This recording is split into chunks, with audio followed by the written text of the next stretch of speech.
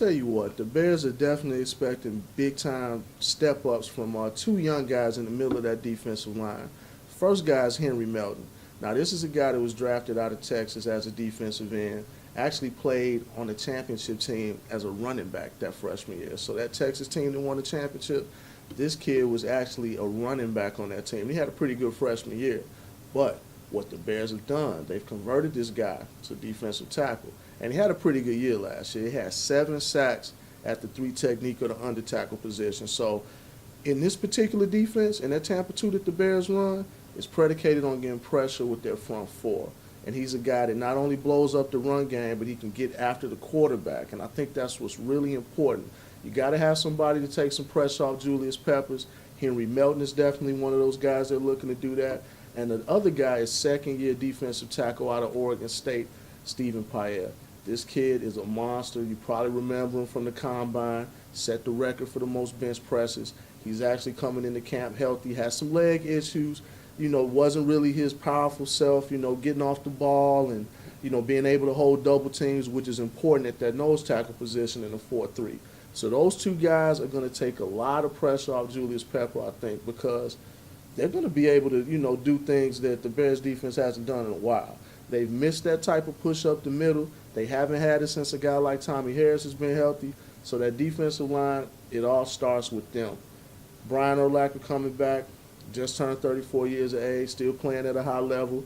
Lance Briggs to his left. I'm really curious to see who wins that, that Sam position. Who we got? We got Nick Roach, and we got my man Geno Hayes, pick up from Tampa Bay. Nick Roach has been a solid guy. He hasn't been like a guy that really wows you, but he's been solid. Geno Hayes, undersized, but he's a perfect, type of size guy. They want athletic guys at that particular Sam position. They got to be able to cover the tight ends, and they got to be able to give you something in the pass rush situation if they do decide to blitz, which the Bears have done a lot more of. They get a lot of, flack, I guess, for being a Tampa 2, but they switch it up, and that all goes to Coach Rob Marinelli kind of switching things up. They'll go into some man-to-man some.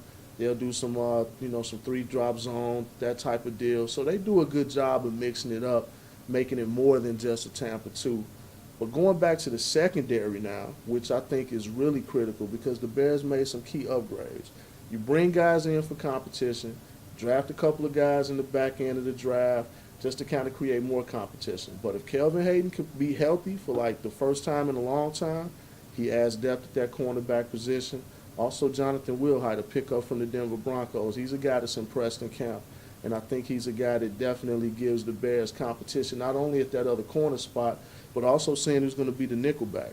We got a guy in DJ Moore who's led the team in interceptions the last couple of years. He's a playmaker, and at just 5'8", 190 pounds, he's one of their better blitzers. So the Bears have definitely upgraded in the secondary. I think they'll be a lot better based on what they get from their guys up front and their added depth in the secondary, man. So I think the defense will be on par with what they've done the last few years.